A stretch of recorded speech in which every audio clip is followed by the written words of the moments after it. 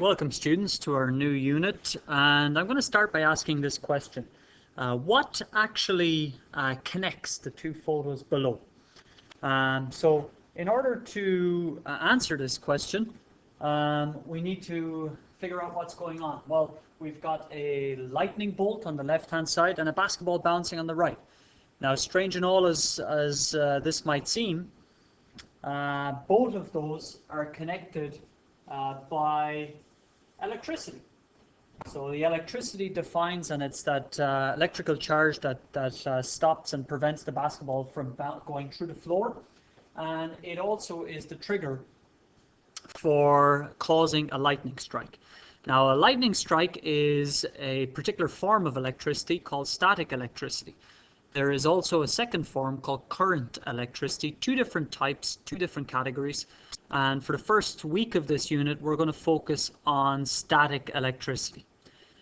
So what is static electricity? Well, it's created by the buildup of charge on an object. But how does an object get charged in the first place? Well, hopefully from memories of the chemistry unit, you can answer that. But we can use an example also just to think about how an object gets charged. And that's simply by a mismatch of protons and electrons down on an atomic level. So if we look at lithium, lithium has 3 electrons. Now lithium, in order, if you think back to the chemistry unit, in order to get a full outer shell and that degree of happiness, lithium ideally would get rid of this electron, leaving a full outer shell. So the electron has clearly jumped and has left. Now what that means is when that happens, you can also, the diagram on the left is a Bohr-Rutherford diagram. The diagram on the right, of course, is a Lewis dot diagram.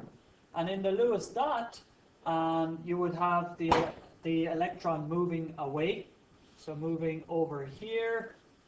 And that would actually give you, in terms of a Lewis dot diagram, it would give you an Li plus.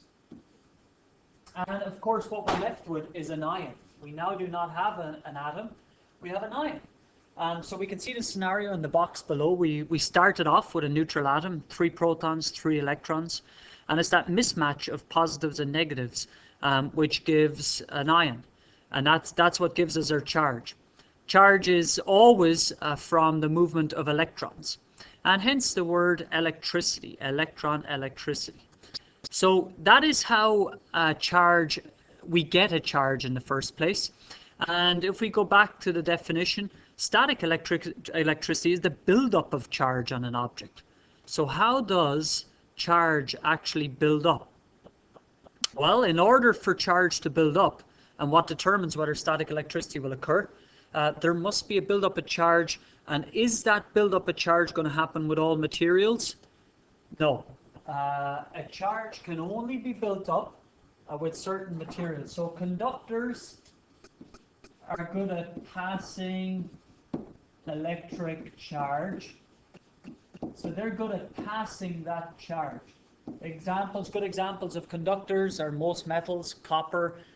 So for example, the copper in here is a conductor.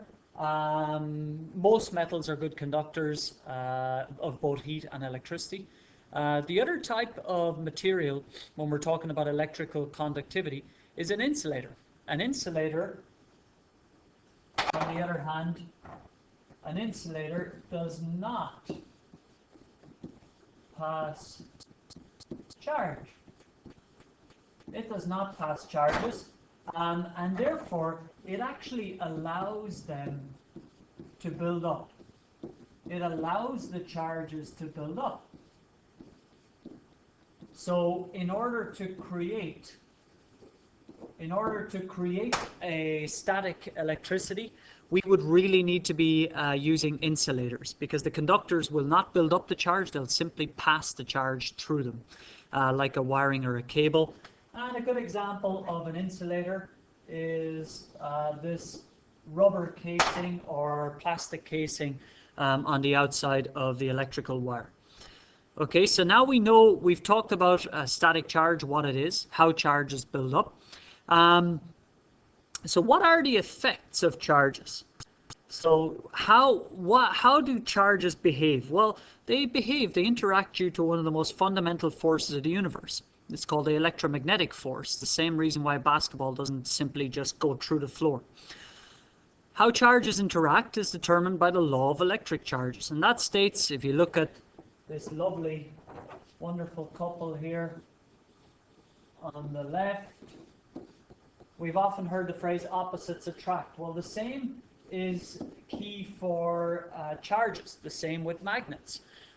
So opposites attract, so if you have an opposite charge build up on both sides, you'll have an attraction. We should remember that from our ionic compounds. That's what happens with an ionic compound.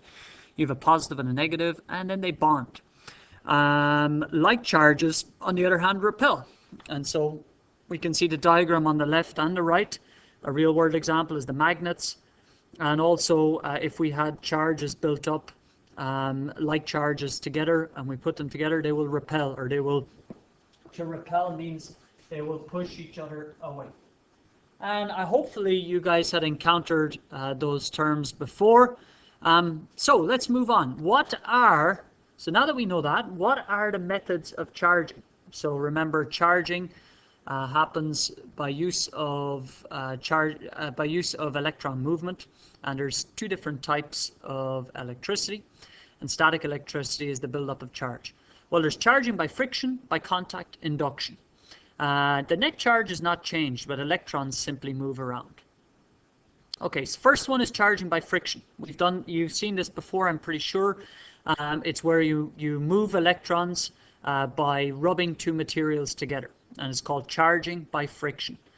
So if we take the example on the left, if this balloon is shaken and the girl rubs the balloon against her head, then the balloon is going to pick up a negative charge. And her hair close to that is going to pick up a positive charge. That will cause, when you put the balloon back close to the hair to move towards the balloon, and that's why we get that phenomenon. But what determined whether the friction is going to happen in the first place, and what becomes negative and what becomes positive? Well, the level of charging is dependent on various factors. The type of material, so it might work for balloons, it might not work for a plastic bag, and the amount of rubbing, which can lead to a greater transfer. So the type of material is very important because it tells us whether charging by friction is going to work. They would need to be insulators. And how could we predict what is going to get the positive and what is going to become negative? If we go back to the earlier diagram, we said that the balloons became negative. How did we know that? Well, you use a chart which scientists have created down through the years called the electrostatic series chart. And the electrostatic series chart is on the right-hand side, and it can tell us clearly that when we're talking about, balloons might be made from polyethylene or vinyl, that they're likely to pick up a negative. You can see the negative sign there. They're likely to become negative when rubbed with something from the positive area. So the positive ones are up on the top. If the human body and air would be up on the top. So if you rub vinyl with the human body, generally the human body will become positive and the vinyl balloon will become negative. Okay, so it's a tool. That's electrostatic series is a tool for determining what way the charges flow, what way the electrons flow. That's charging by friction. Charging by contact, on the other hand, is just touching a neutral object with a charged object, transfers some of the charge, making both objects the same charge. This is very important. So it is, if you like, it's moving some of its extra charge. You'll see on the left here, the rod has a negative charge. It has a negative charge, and the canister has a neutral charge. But when they're brought together and touched, we see that some of these electrons actually jump onto the container, onto the cylinder. Okay, so making this an overall negative and this as an overall negative. It moves some of its charge.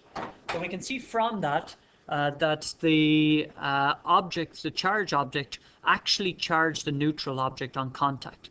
An example would be if you're charged, you touch a doorknob, then you will move some of that charge to the doorknob.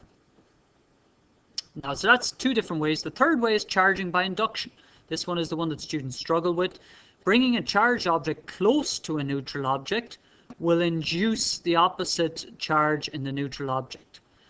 When moved away, the neutral object goes back to being neutral. So there's no contact here. It's just bringing it close to. If you look at the balloon on the right-hand side, you'll see that the balloon was charged by rubbing it against the sweater.